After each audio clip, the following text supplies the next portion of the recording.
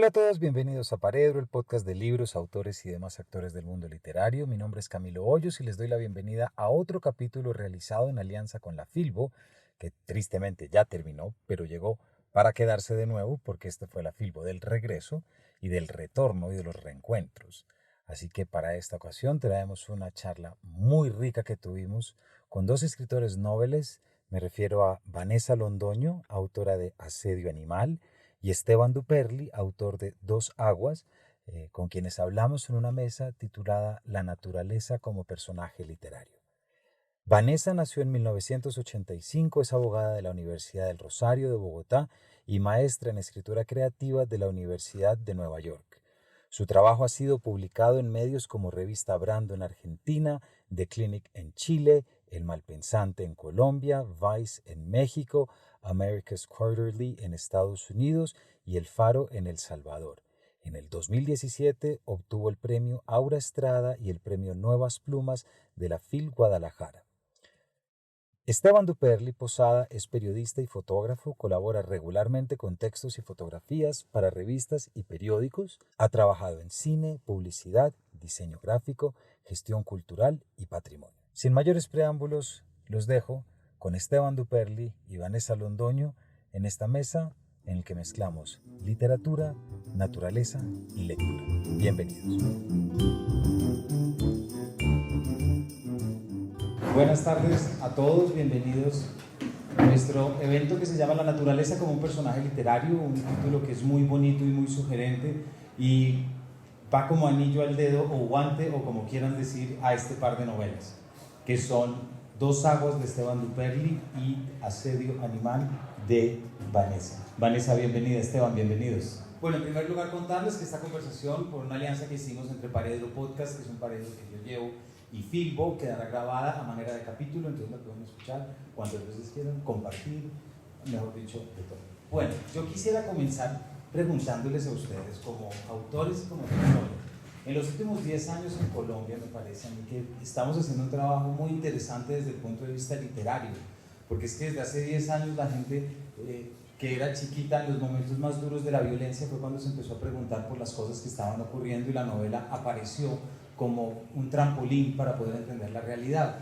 En los 5, 6 años, me atrevo a decir, o de pronto los últimos 8 años hemos tenido una gran publicación de novelas, cuentos colombianos y de escritores que no superan los 35 años, cosa que me parece, no sé, aquí acabo de votar la fecha, espero no equivocarme, pero definitivamente la literatura se está convirtiendo en ese telescopio, si se quiere, para llegar a las geografías no narradas y a las interioridades destrozadas, mutiladas y todo. Entonces, antes de ver la manera como sus dos novelas se insertan, digamos, dentro, no voy a llamarlo temática ni eje, yo creo que es una obligación de la literatura, si es que la literatura debe tener obligaciones. Pero ¿cómo ven ustedes eso como lectores y creadores? Es decir, ese momento que estamos viviendo en que tantas novelas de escritores de nuestra generación, gente menor, está escribiendo sobre temas que ustedes visitaron en estas dos novelas.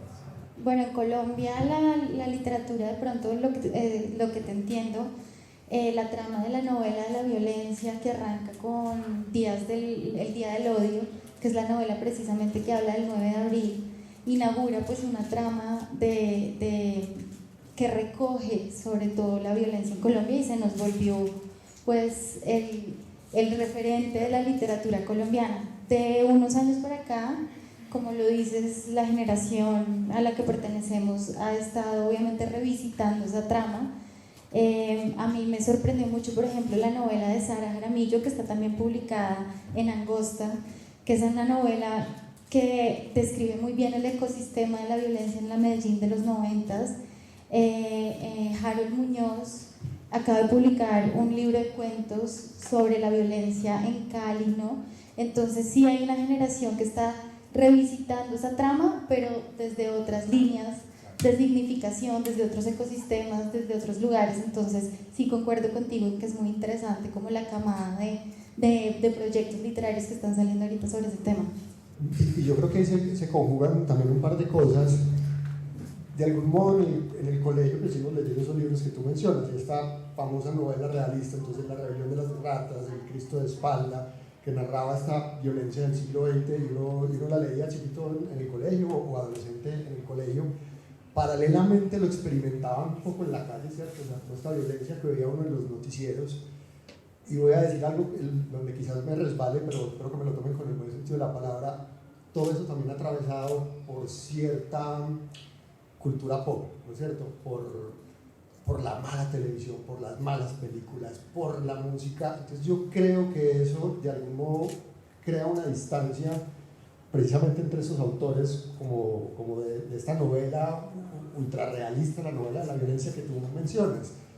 Y eso se conjuga, pienso yo, en la generación de nosotros y salen unos resultados distintos, que se parecen mucho a estas viejas novelas, pero que no son lo mismo, pues precisamente porque somos una generación, digamos, como influenciada por esta influencia catalizadora de la televisión y el cine y los medios masivos y de lo pop, ¿no?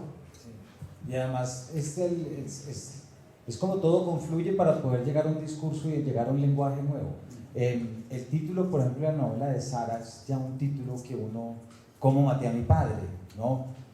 A mí cuando me llegó la novela estábamos en aislamiento, me acuerdo, los niños estaban trabajando, mis hijos convertimos el comedor de la casa en la escuela prácticamente, y ese libro estuvo sobre la mesa yo no sé cuántos días mientras ellos trabajaban, y yo decía, ¿quién sabe qué semilla estoy dejando en la memoria?, ¿no? Como ellos trabajando bien hartos, haciendo tareas, y hay un libro que se llama ¿Cómo maté a mi padre? Pero lo que es aterrador, es que Sara cuenta cómo en la presentación de ese libro, en el público había más de 15 personas cuyo padre había sido asesinado, ¿no? Y eso es lo que también tú decías ahorita, Vanessa, que es la forma como nuestra nueva literatura, si se quiere, está tomando nuevos elementos, y esos nuevos elementos poder darnos una oportunidad a las nuevas generaciones de entender. Y en esos nuevos elementos hay algo que las dos novelas comparten, que es el espacio natural, ¿cierto? El espacio animal, en el caso tuyo, pero también muy humano y una animalización de lo humano, que eso lo vamos a hablar. Y en el tuyo, Esteban, pues uno siente el agua hasta el cuello, uno siente la tormenta, bueno, a eso ya vamos a llegar. ¿Por qué no ya para ir entrando a las novelas nos cuentan cómo tomaron ustedes ese elemento natural, que yo sí creo que ese elemento es propio de los últimos 5 o 6 años, de acuerdo con todo lo que está pasando de nature writing, etcétera? ¿Cómo lo tomaron ustedes y cómo empezaron a plasmarlo de tal manera que llegó un momento en que dijeron, oiga, aquí hay una novela, esto es narrativizable, ¿cómo se hace esto? Bueno, sí creo que hay una explosión de literatura reciente en torno a la naturaleza, lo que podríamos llamar la naturaleza, pero no nos olvidemos que Colombia tiene una gran tradición de novelas que han explorado la naturaleza como personaje literario. La Vorágine, Mancha de Aceite, la novela petrolera, ¿no? Creo que en lo que ocurre con La Vorágine es que ahí la naturaleza adquiere como una psicología casi que humana. Digamos que uno puede como entender a la naturaleza como una entidad casi que humana. Hay una frase que a mí me sirvió mucho como para postular hacia dónde quería ir con mi novela, que es una frase de un libro que se llama Manifiesto sobre la diversidad lingüística. Yasnaya Elena cita a otro escritor que dice: cuando viajo trato de conocer al territorio como si fuera una persona, ¿no?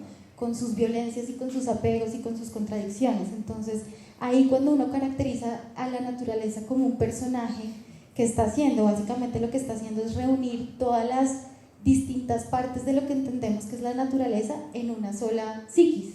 Entonces los animales, lo vegetal, lo mineral, todo actúa como uniformemente, como si tuviera una sola intención, que es como se presenta la naturaleza en La Vorágine. Por ejemplo, vemos a este personaje que está casi que, la naturaleza está yendo en contra suyo, ¿no? Y la naturaleza como peleando como por quedarse con el status quo y no ser dominada.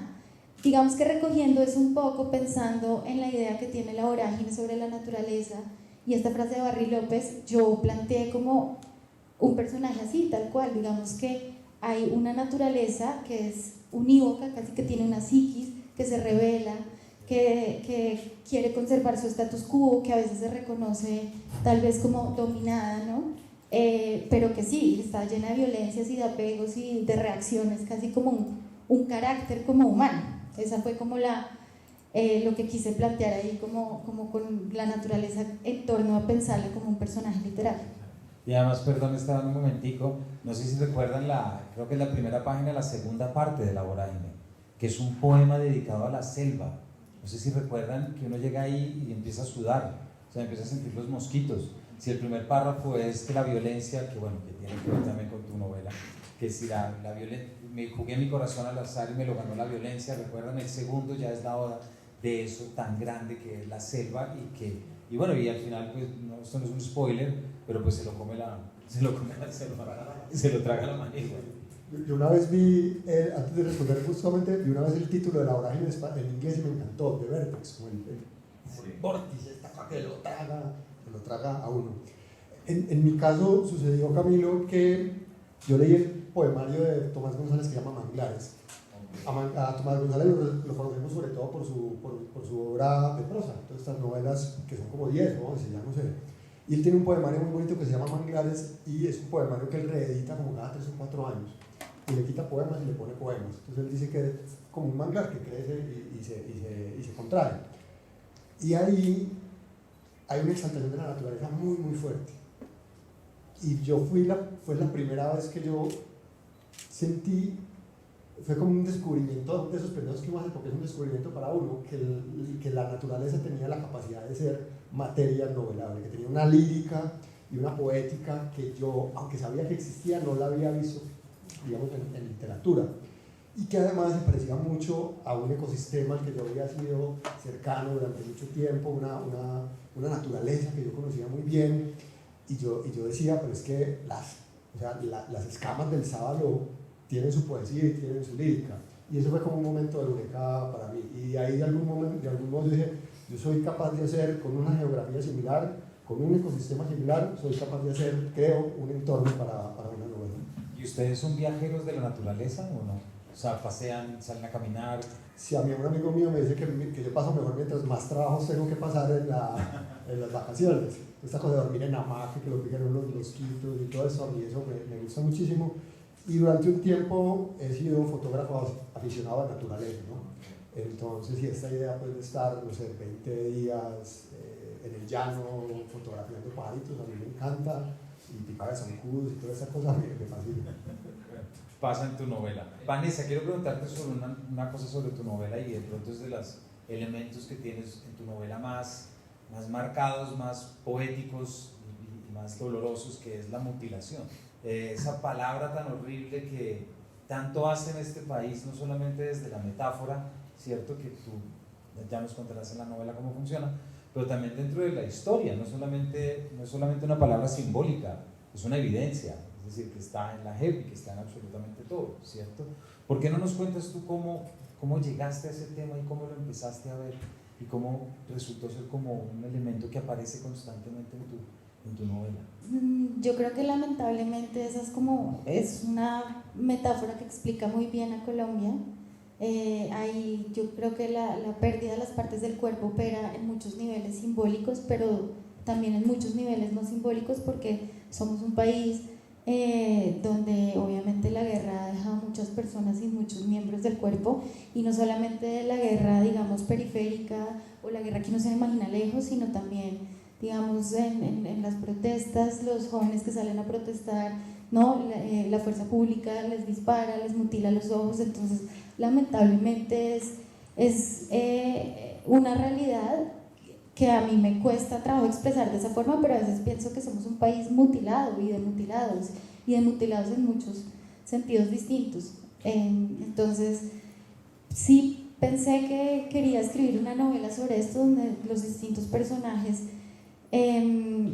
digamos que el censo de esa cartografía que yo estaba planteando fuera de personajes que iban perdiendo partes del cuerpo, pero que también, digamos, en un recorrido a través de la memoria colectiva también iban recuperando esas partes del cuerpo de una forma también simbólica, y eso fue lo que quise como explorar ahí en esa novela.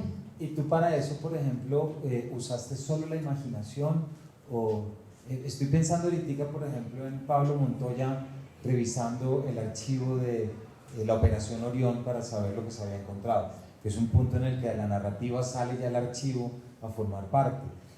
¿Tú leíste sobre esto? ¿Tú viste de pronto alguna noticia que te marcó? De las miles de noticias de ese tema, por supuesto que hay, pero ¿hubo algo como que te llevó a la ficción desde que hayas leído, o fue algo como que tomaste desde tu propia imaginación a desarrollar? Son referentes todos reales, pero ninguna historia es no ficción. Todas las historias están atravesadas por la ficción. Es como una colcha de retazos de muchas historias que escuché viajando o de periódicos, notas del periódico que son extremadamente duras en Colombia. Entonces fui armando como esa colcha de retazos, también testimonios que fui recolectando yo misma. Y muchas de las frases incluso que tiene la novela salen de la no ficción y entran a la ficción tal cual como fueron dichas. Es que eso, lo que acabas de decir es muy interesante frente a lo que decíamos, porque es que nosotros como jóvenes ciudadanos de un país no tenemos por qué oír esas cosas en el radio. ¿Me explico? No tiene por qué ser una noticia, una mutilación, una masacre.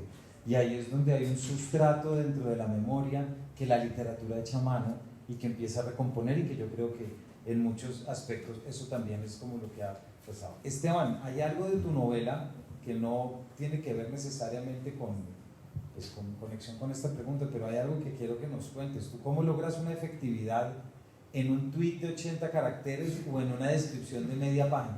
Un poquito de... ¿Cómo haces para ser tan efectivo en esos dos registros? Porque tu novela, la descripción creo que tiene que ver con el manglar del que nos acabas de hablar. No hay lector de Dos Aguas que no haya respirado en la segunda página y haya dicho, uy, esto es así.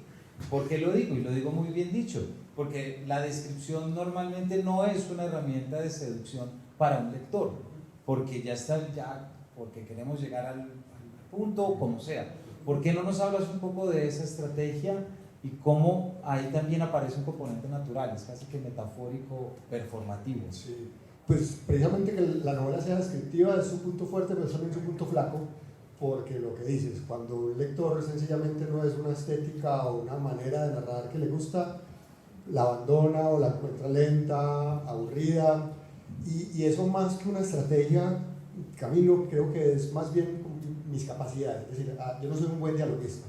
La novela en los primeros borradores tenía más diálogos, y con José Ardila, el editor, José y yo somos muy amigos, somos como amigos de la calle, entonces era digamos, como las notas de edición eran unas notas muy cercanas, entonces me acuerdo que ponían esos letritos que le ponen un Word de revisado, como, no, por favor, quita esto, ¿no? Y fueron muchos diálogos, entonces de algún modo, digamos, como mi punto fuerte es la descripción, no sé por qué, o sea, que es algo que está, digamos, un talento natural, por llamarlo así. Entonces tiene sentido que me apoye mucho más fuerte en eso que en los diálogos. Ahora, he seguido escribiendo y he querido volverme mejor en muchas otras cosas, porque pues, creo que uno tiene que aprender a utilizar como toda la paleta, y creo que eso también de la descripción de algún modo es un truco que me saco debajo de la manga, que algún día se me va a gastar, ¿no? Entonces no quiero ser como la única herramienta que tenga. Pero surgió así, digamos, como desde lo espontáneo, era lo primero que yo hacía de ficción, entonces escribir Dos Aguas también fue un ejercicio de la espontaneidad, que ahora escribir quizás me cuesta más porque soy mucho más consciente de eso. Entonces, como cuando uno juega fútbol y sabe que está jugando fútbol y ya no es capaz de hacer lo que antes hacía, o yo no soy un buen bailarín, pero cuando me doy cuenta que estoy bailando aún peor, ¿no? Es como cuando uno atraviesa esto por la conciencia, ya es más difícil. Dos Aguas de algún modo salió así, como es producto de un ejercicio espontáneo y un poco como inconsciente. Como yo no había escrito novelas, yo no tengo una formación literaria, estudié comunicación social, digamos, soy periodista de formación, pero no tengo una formación literaria. ¿Cómo se hace una novela? Yo creo que esto se hace así, ¿no? Y se hace describiendo y describiendo el entorno con la sensación, con el pálpito de que esa descripción del entorno aportaba narrativamente a la novela, ¿no? Que producía unos estados de ánimo o reflejaba unos estados de ánimo de los personajes, que finalmente los terminan también retratando metafóricamente el encuentro de dos aguas, un agua que es más densa y más salobre con una que es más fría y de menor densidad, que cuando se encuentran no se tocan, corren durante muchos metros sin mezclarse, y al final no tienen más remedio que mezclarse. Creo que la frase que digo es en una sola agua eterna de azul, que es lo que sucede en el mar, y fue finalmente esa metáfora de utilizar una descripción de la naturaleza tal cual es, cuando un río desemboca al mar, es así. permite establecer una relación simbólica con los dos protagonistas, permite hacer la metáfora como total de la novela. Y ahorita vamos a ir un poquito más allá en esa metáfora de los dos protagonistas. Como ustedes se dan cuenta, estamos también frente a dos primeras novelas. Si tú y yo, Esteban, te pusiste del nivel de exigencia a las descripciones, Vanessa, yo me quito el sombrero ante el nivel de exigencia que tú te pusiste para el lirismo en tu novela. Es algo que yo no recuerdo una primera novela que tenga ese nivel de lirismo como el que tú pones y como el que tú haces. Me intriga mucho en qué momento, pues me imagino que te sale natural, me explico, no sé, ya nos dirás tú, pero más que eso me interesa que nos cuentes cómo lo controlaste, porque el lirismo puede ser algo que se le va a uno de las manos, como que te encargas más de la forma, ya de por sí es una forma lírica para hablar de lo trágico, de lo horrible. ¿Por qué no nos cuentas cómo desarrollas? Porque me parece que tú, como si esta es tu primera novela, ya queda un sello muy claro de lo que es tu escritura, y por lo que he leído es lo que todos los lectores, yo no encuentro comentarios de gente que dice que subrayé todas las páginas de todas las frases, o sea, todo. ¿Por qué no nos cuentas ese elemento? Bueno, pues gracias por lo que me dices. Sí, creo que es una novela corta precisamente por eso, en parte porque me costó muchísimo trabajo escribirla. Cuando digo muchísimo trabajo, fueron muchos años, muchos cuadernos llenos, mucha entrega completamente a la labor de la escritura, que tal vez me hizo como abandonar muchas otras cuestiones de mi vida. Pero precisamente porque el registro del lenguaje es un registro que se mantiene del principio al final. La novela, pues, digamos que estaba convocada a ser corta porque pues es extenuante no solamente de escribir, sino también de leer. Pero digamos que lo principal, o para mí lo más importante, era desnaturalizar un lenguaje y desautomatizar al lector, que siempre está acostumbrado a leer crónicas sobre la violencia en un lenguaje muy particular y muy hermético y muy periodístico, ¿sí? De alguna forma. Pero, digamos, encontrar como una especie de hechizo del lenguaje que obligara al lector como a seguir leyendo, a pesar de que lo que está leyendo es casi siempre muy duro, aunque tiene muchos momentos de luz también y de mucho brillo, porque digamos son anatomías casi que líquidas que integran la naturaleza, y la naturaleza también como que integra de alguna forma las anatomías de los personajes. Entonces sí fue un trabajo muy riguroso, como de muchos años de tener cuadernos llenos de palabras, de buscar cómo podía desestabilizar con un adjetivo, o de copiar la anatomía de otras frases de otros escritores, hasta poder lograr como encontrar una fórmula que me permitiera a mí también entrar ahí. Yo quisiera contar eso porque a mí me sucedió como lector de la novela también eso, el lirismo me sorprendió muchísimo, y yo encontré en las páginas finales un párrafo que casi que me pareció que encapsula esta conversación que vamos a tener hoy, y lo voy a leer rápidamente. Dice: el día en que los paramilitares llegaron en esos planchones que navegaron el reflejo del sol dilapidado en el agua, y que encallaron para luego pasar de casa en casa matando a todos los varones de cada familia, ese mismo ejército había dejado, según ellos, una canoa forrada de aguas verdosas que usaba para sacar en la noche y hasta la otra orilla los cuerpos de las casas. Entonces yo pensaba, decía, este párrafo perfectamente puede haber sido una frase. Un día llegaron los paramilitares en un planchón y se cambiaron a una canoa. Pero le está rodeado de este lirismo del sol dilapidado en el agua, de las algas verdes que creo que todos los hemos visto pegados contra una canoa. Les creaba una experiencia estética que era diferente. Y todo el día leemos este tipo de noticias, este tipo de masacres, las leemos en el noticiero, las leemos en los periódicos, pero leer esto en esta clave, digamos, como poética, era una experiencia, pues para mí era una experiencia estética diferente, y creo yo que ahí está como el disfrute de la literatura. Para mí como lector es supremamente importante eso, encontrar la belleza lírica en las palabras. Sí, y además porque lo que dices, Esteban, esta belleza lírica, Vanessa, que uno empieza a ver en tu novela, uno no sabe a dónde lo está llevando también, y de repente te vas de bruces o te vas de frente con la carga lírica, pero también entendiendo que ese lirismo se está llevando para esa formación, para esa conformación de cosas. Y yo creo que ahí hay y ese inicio del cementerio de barcos, ¿no? Como todos esos componentes como que nos ponen. Ahorita te voy a preguntar por el espacio físico, ¿vale? porque también me parece que ahí hay un tema y quiero que nos cuentes un poquito. Pero antes de este espacio, Esteban, tu novela tiene un componente ahí metido que a mí me llamó mucho la atención por lo cotidiano que resulta para este país, y es que tu novela parece ser también una novela sobre tierras, ¿cierto? Es decir, sobre tenencia de tierras, sobre la tenencia de lo natural, y hay un pedazo en la que llega una tormenta que, o sea, que se le inunda a uno el cuarto, más o menos, ¿no?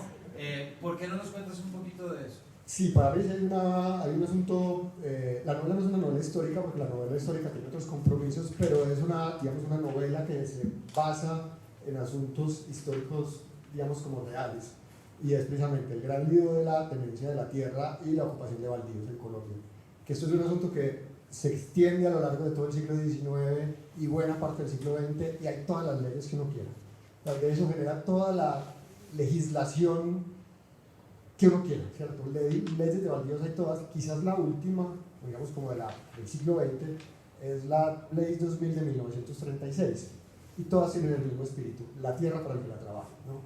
Y todas, a pesar de tener el mismo espíritu, terminan en lo mismo, la tierra apropiada por terratenientes que no la trabajan y que consiguen revertir estas leyes y ocuparse de que los desposeídos trabajen para ellos de manera como de aparceros, ¿no? Entonces a mí eso pues, me han quitado estos procesos truncos de legislación colombiana para que de verdad la tierra la tenga quien la debe tener y la trabaje, y siempre eso lo terminan torciendo y terminamos terminando en donde hemos terminado, ¿no?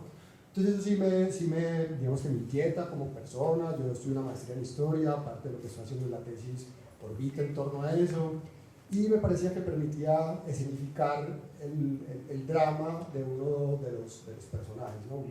Un desposeído que es echado de su tierra en un proceso de colonización también de baldíos, cuando aparece el alambre de púas, ¿no es cierto?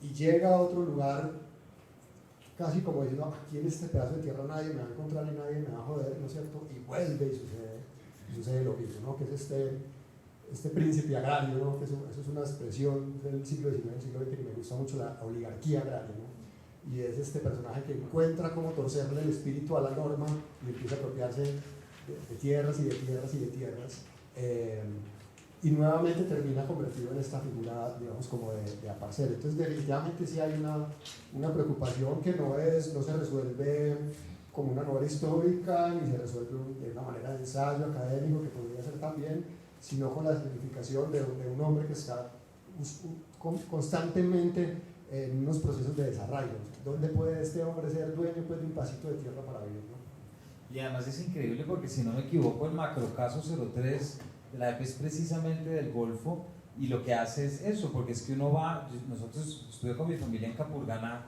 hace 2 meses, y uno empieza a hablar y no pasan 5 minutos hasta que le dicen, es que toda esta tierra era de mi familia, y hay un papel que no tenemos el papel. Y este tema del papel es muy interesante. Aquí quiero hacer un cruce. Yo te leí a ti, Vanessa, en una entrevista que tú mencionabas que había algo rulfiano, de un acento rulfiano. ¿De pronto o estoy mezclando cosas? Sí, yo creo que Rulfo Sí, ha sido una algo así, influencia porque ahorita vamos a ir a esto, porque es que con ese estilo de Rulfo también me acordé de Nos han dado la tierra, cuando le preguntan a los campesinos, bueno, muéstrame el papel, y dicen, pero ¿qué papel? Eso no forma parte de nuestra lógica. ¿Qué es lo que le pasa al boga cuando de repente se vende la tierra y dicen que no, usted también lo vendimos? Es una frase de Falsborda, es el sello, el papel que le gana la rula, el papel que le gana la hacha. Es una buena, exacto. Y creo que ahí lo tenemos. Pero volvamos a los espacios físicos de tu novela, Vanessa, de tu pueblo, de lo que tú creas, de Jucumeiji, ¿cierto? ¿Por qué no nos cuentas un poquito de ese espacio? ¿No? ¿Cómo es? ¿Qué pasa en un día? ¿Cómo te lo imaginaste tú? O sea, ¿tienes una imagen mental de ese lugar? ¿Cómo es pasar una tarde ahí? Me explico, cuéntanos un poquito cómo lo generaste, porque volvemos a la generación, no solamente además por esa fonética indígena que ya tiene y la presencia, por supuesto, de lo indígena, con esa importancia de cómo lo indígena se ha insertado también en esta parte del conflicto, sino porque es que crear un lugar de palabras no es nada fácil. ¿Por qué no nos cuentas un poco cómo llegaste a eso y en qué momento decidiste sacarlo de la realidad? Pues bueno, antes de terminar la discusión, quería también comentar que cuando leí la novela de Esteban, me pareció que era un gran tema, precisamente en un país donde el conflicto de la violencia se lo ha llevado a la distribución inequitativa de la tierra, que ese fuera el tema central de la novela. Me parecía que, y además es un tema que es muy poco explorado en Colombia, está Siervos sin Tierra, que es creo que el referente más como inmediato que yo localizo, pero digamos en la literatura que se está produciendo en este momento me parece una reivindicación muy importante que el tema central de la novela fuera ese, y obviamente muy bien tratado además desde dos posturas que uno siempre va a encontrar el antagonismo en lo que pasa en Colombia. Pensando en eso, en las cartografías que uno crea cuando escribe, porque yo lo he dicho varias veces y creo que la labor de un escritor es la de un cartógrafo que va iluminando un territorio que no existe y que lo que hace es invitar al lector a que se ubique con uno en esa geografía que uno crea, y el lector simplemente va iluminando esa cartografía que uno va creando. Entonces, pensando en eso, digamos, este lugar que tiene un nombre indígena, como lo dices, pero no existe. No existe en Colombia un pueblo que se llama Jucumenchi, ni ha existido tampoco. Entonces, es un territorio de ficción que empieza a espejar un territorio de neoficción que es el nuestro, y que está parado en un lugar que empieza con un cementerio de barcos, precisamente porque habla de todo este deterioro como de la naturaleza, ¿no? De la depredación de la naturaleza, porque estamos en un momento histórico del antropoceno donde tenemos básicamente una supervivencia en disputa, ¿no? Digamos, nuestra supervivencia está completamente comprometida por un sistema de dominación, de esclavización de la naturaleza, de todo lo no humano, y de lo que los grupos dominantes, digamos, de la jerarquía no reconocen como humanos, entiéndase, pueblos indígenas, comunidades afro, ¿no? Entonces toda esta, digamos, territorio está precisamente compuesto por estas disidencias, de alguna forma, disidencias humanas, disidencias animales, disidencias naturales que están permanentemente asediando el centro, un centro que quiere conservar un status quo, una jerarquía, y no se quiere dejar como sacar de ese centro. Entonces, para mí, crear este territorio implicaba precisamente pararnos en un lugar donde todas estas violencias contra la naturaleza y contra los cuerpos se manifestaban de una forma muy clara, y había precisamente estos personajes marginados tratando de ingresar con la animalidad, ingresar a ese centro, y que ese centro los estaba expulsando permanentemente. Y además hay un punto que también me parece muy importante, lo que hablamos de la mutilación y de la creación, incluso como cartografía, que es la cartografía del cuerpo femenino dentro del conflicto y dentro de tu novela también. Es decir, el caso de la partera narradora que le imputan, ¿cierto? Es decir, la mutilación de la voz, la mutilación del cuerpo, ¿cierto? Porque hay una realidad, se quiera, y esto lo digo, me entenderán, se quiera o no apoyar el feminismo, lo que quieran, pero si hay algo que dejó este conflicto, y perdón la expresión, es mujeres violadas. Y eso es así, y era una práctica sistemática del paramilitarismo, ¿cierto? En el que se llegaba y eso era lo que se hacía. Entonces también ahí hay una cartografía de algo que se está creando y que también pues pone los ojos sobre un componente de nuestro conflicto y la memoria que a mí me parece que es el más importante, ¿cierto? No sé si quieras complementar algo. Sí, pues, brevemente sobre eso que dices, sí, la novela tiene un solo referente, un personaje real que es Hernán Giraldo, que es el terror de la Sierra Nevada, que fue un paramilitar que violaba a todas las niñas, y de hecho es una cosa espantosa porque es como esa idea de la familia llevada al absurdo, porque básicamente hay pueblos enteros donde todos son hijos de él. Entonces sí tiene, el único, digamos, referente casi que real es ese. Cuando estaba leyendo la novela de Vanessa, yo fui varias veces a esta obra de Livia Posada, la artista, que son retratos de piernas de mujeres desplazadas, y sobre las piernas dibujan los mapas de su desplazamiento, y hay algunas que también son mutiladas. Mientras leía fui varias veces a repasar esa obra, que pone el énfasis precisamente en los maltratos a mujeres y en los dramas que tienen que vivir mujeres. Exacto, y ese es un tema sobre el que hay que escribir mucho más y sobre el que hay que leer también muchísimo. Esteban, también en tu tema de las tierras, ahí nos quedan 10 minutos, entonces vamos a empezar a apurar aquí ya lo que va quedando. Hay un tema muy interesante de las tierras y también, Vanessa, como tú lo estabas trayendo en relación a la novela de Esteban, y es que quien compra la tierra es un europeo que le tocó irse, ¿cierto? Es decir, hay desplazamientos de distintas formas. Y también creas tú unos hilos narrativos muy interesantes, por ejemplo, cuando va a golpear la ventana, que es el recuerdo de la noche de los cristales. Hay un tema ahí que parece que es inacabable, y lo digo con el máximo respeto, por supuesto, que es lo europeo y lo natural, ¿cierto? Es decir, ese es un tema. Angosta también tiene, pensé mucho, no por relación directa, por recuerdo también muchas páginas de Criacuervo, por ejemplo, ¿cierto? Que también tiene como esa presencia y este carácter alemán. ¿Por qué no nos cuentas en qué momento decidiste tú traerte esa familia de allá? Pues es que a mí me pasó una cosa, es que cuando yo escribí la novela, yo dije como escribí una novela del siglo XX, y pues estamos en el siglo XXI, ¿no? Se supone que eso es un tema que está ya agotado. Civilización versus barbarie, modernidad versus supermodernidad, hombre versus naturaleza. Se supone que es un canon del siglo XIX que explora también un poco en el siglo XX, pero en teoría eso ya lo superamos, entonces vamos a escribir otras cosas. Yo pienso que no, yo pienso que seguimos, yo pienso que eso aún es un problema real.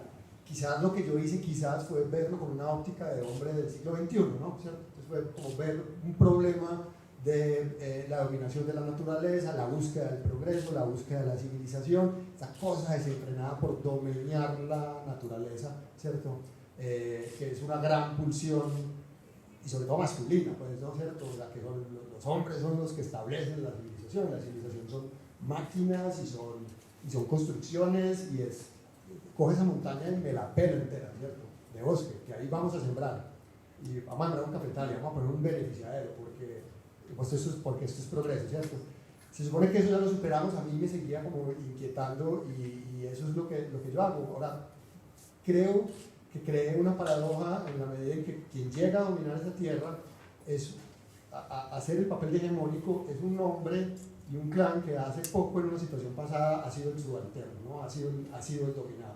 Entonces esta cosa fractal de que alguien puede ser dominado y dominante según como según las circunstancias, y crear una suerte de paradoja, porque si a este hombre lo acaban de echar, tiene que huir de la tierra, porque llega a este lugar casi que a replicar exactamente como lo que le acaba de suceder, que es una gran paradoja de la naturaleza humana, de infligir sobre otros los males que nos hacen a nosotros.